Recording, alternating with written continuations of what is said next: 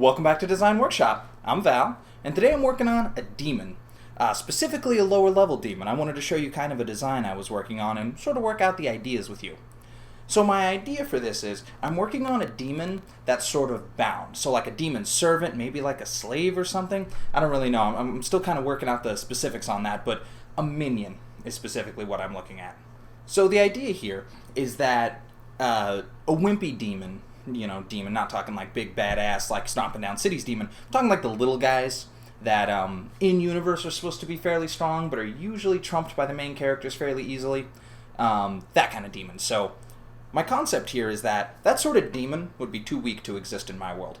Now, we're talking conceptually here, so anything goes in your fantasy world, but this is my idea for how it would work in mine.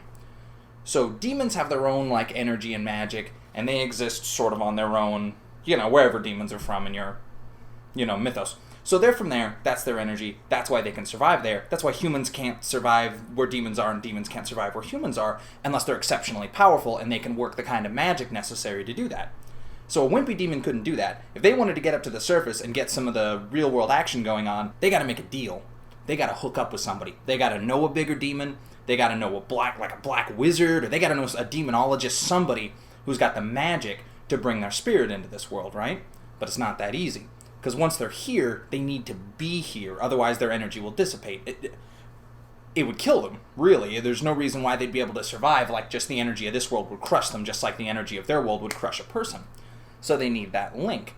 So through that, whatever their master, whoever makes them, whoever binds them into this world, kind of shares their magic to sort of, shell them in, to keep their energy, functioning in this world. But it's not that easy because they need a form too. So we go on to that. They need a body. This isn't totally like a possession type thing. This is more like they need a form to bind themselves into. So it's easier if it's a form that they can control. So like, it would be possible to put a demon's soul to just like stick them in like a mannequin or something. That wouldn't be totally illogical, but like they'd have to use that much more energy to move it around because it's not built that way. Whereas a human body, it's got all that stuff built in. It's got bones, it's got meat, it's got muscles. All it's got to do is work make the brain part of it, make the body part of it kind of function a little bit. It would be way easier on a crap demon like this.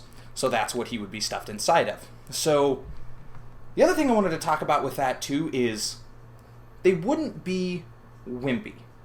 I know I just explained it all like they kind of suck, but ideally, they would still be a demon, so they're strong, they're dangerous, you know what I mean? They should be as strong as a couple of dudes put together. They should be able to flip over a carriage or like choke out a horse.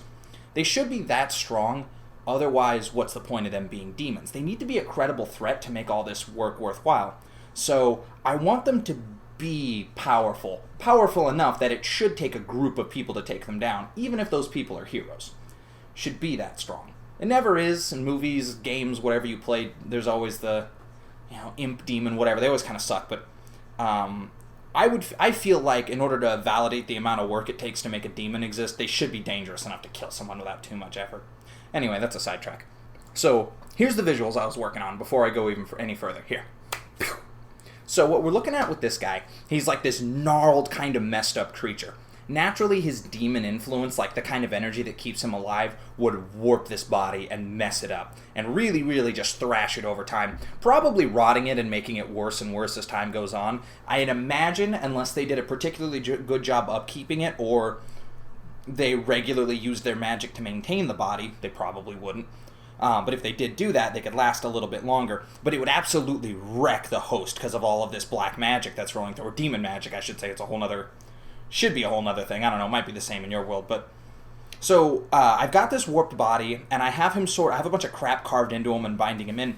This is the type of magic that's used to keep the soul in the body.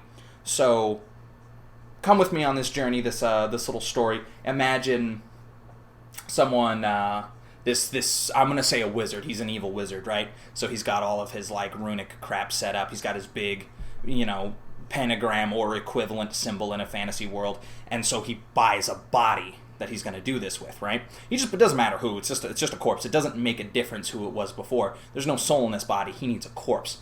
So he buys a body, and some people just bring him a corpse in a burlap sack. He drops it in the thing, cuts open the middle of it and just starts working his magic. He'll carve probably into the skin, or maybe he'll brand in like the symbols and like ritual stuff necessary to like, you know, get the spirit in there, and then put like bindings and things on it to like, you know, keep all that going, and then boom, now he can summon that spirit and stick it in that body. He can make his deal with a demon and get it in there to work for him.